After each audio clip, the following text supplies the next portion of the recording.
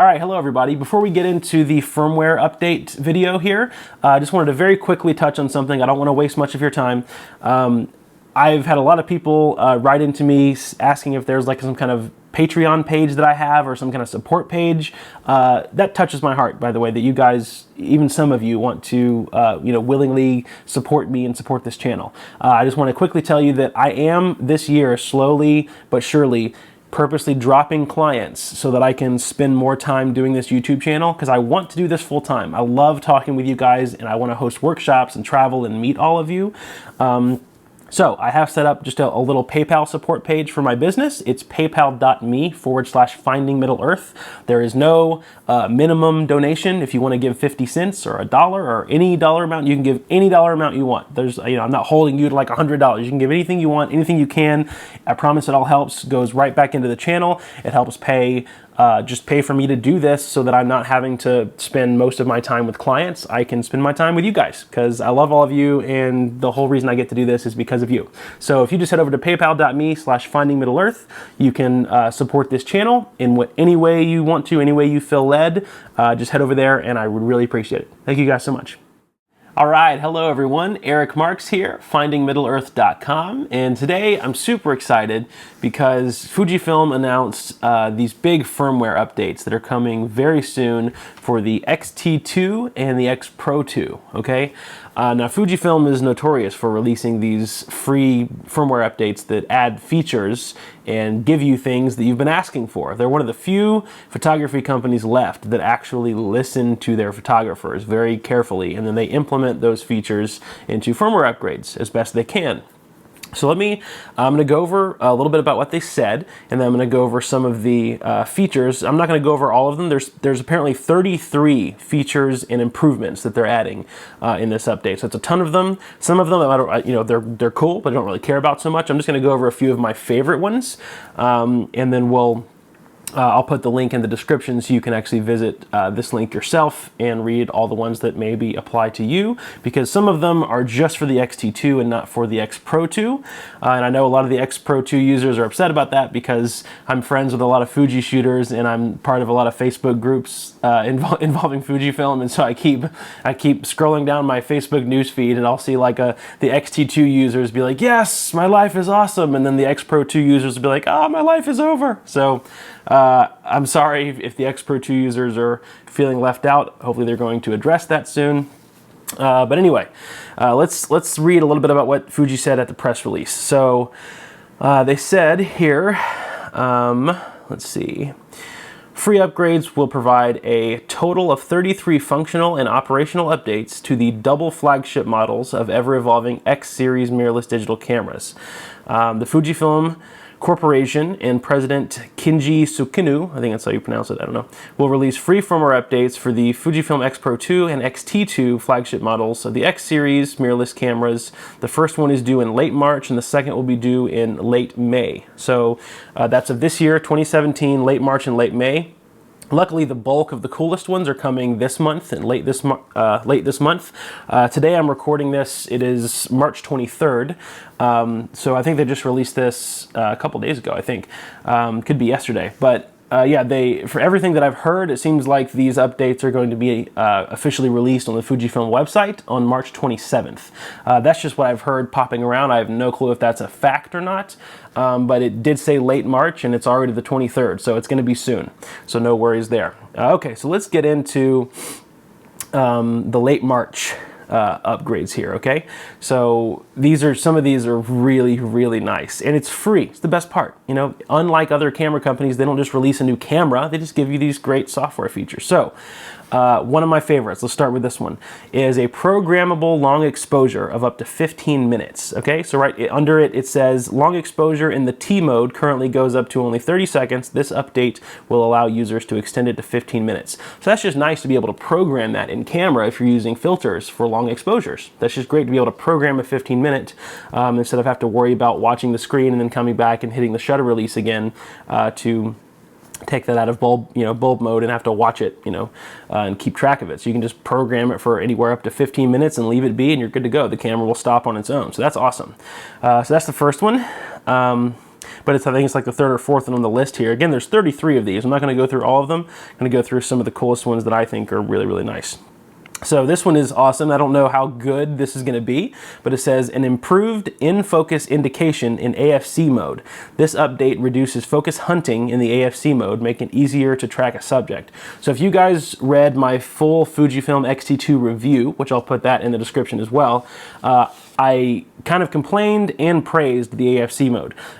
This camera tracks beautifully, it really does, but if you're just in standard AFC mode with no AFC custom settings kind of tweaked to the situation you're shooting, then it does kind of hunt a little bit and it's pretty inconsistent without tweaking. So hopefully this means that just in standard AFC mode that it's just going to track better in general. I'm hoping that's the way I'm reading into this, so it seems like they're addressing that, because in every review that I've read, everyone pretty much says the same thing. The tracking is great, but only after you tweak the settings. So this one is also really nice. An addition of a smaller focus point in single point AF mode. This update allows for pinpoint autofocus. So I'm not a professional portrait photographer. However, I've done my fair share of weddings and portraits, and I still do. And the fact that you can get that smaller pinpoint focus to go on the eye or like a wedding ring or something is great, because that's one thing that I've noticed about pretty much all the mirrorless cameras, is that the autofocus point size only goes so small, and a lot of times it's not small enough to pinpoint the eye like you would on a DSLR, because the DSLR AF points always seem to be that perfect size where you can just pop it right on the eye, focus and recompose, and you're good. Now these do have face detection modes and all that, and eye detect AF and all that stuff, which is good, but you know, it would be nice just in regular single point mode to have that smaller point, and they're giving that to us. And it also says this is going to bring the available sizes up to 6 size options. So they're not taking away the other one, they're just adding an additional one. That is awesome. It would have been a mistake if they would have just taken away the smallest one now and then just made it really tiny. So they're just adding an additional size in there, which is really nice. A lot of you portrait photographers will probably like that. Along with that, they're also improving face detect in AF mode. So the actual whole face detection system that detects the face and tracks it in AF mode is going to be improved. So that's also really nice. Let me go down here to my 2 favorites, okay? These are just phenomenal. Let me find them real quick on this list of 33. Here we go. So there's actually, it's 3 favorites. Sorry, okay, so my 3 favorites. So number 1, okay, copyright information is now going to be written into the EXIF data. That's awesome. So you can write your copyright information. So I would write copyright Eric Marks into the camera, and it would write it from the camera right onto the raw files in the card. I don't have to have that set up in Lightroom or Adobe Bridge or anything like that. It just writes the copyright right into the EXIF, and you're good to go there. Okay, next one. This one is just too cool. And I didn't even think about like asking for this in a Fuji camera, but I guess a lot of people did because they added it, and it's so cool. Voice memo functions. So it says the update enables you to record 30-second voice memo clips in playback mode.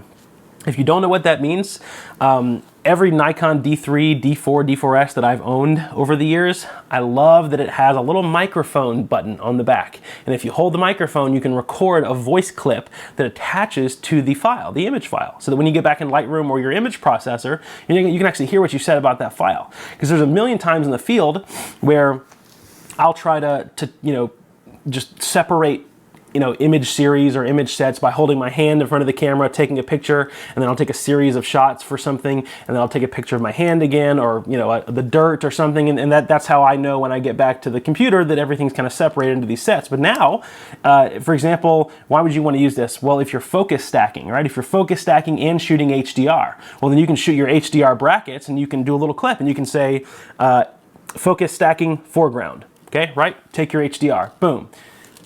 Focus stacking background, take your sets of HDR. So, or you could, or the other way around, really. You take your sets and then you point the voice memo. But that way, when you get back, you know exactly which sets of HDR were focused on the foreground or were focused on the background for focus stacking. This is also nice if you want to attach, this, if you're kind of at a slow-paced gig where you have to remember people's names or something, instead of have to write them down or have everyone email them or something, you can just, take the photo and say, what was your name? Okay, great. Boom, Eric, and you can just attach the name to the file, or you can even say the email address and you'll know who to send it to.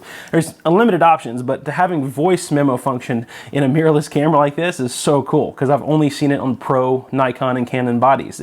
My Nikon D810 doesn't even have the ability to do that. So that's awesome. The other one here is really great for me because I shoot in bracketing a ton.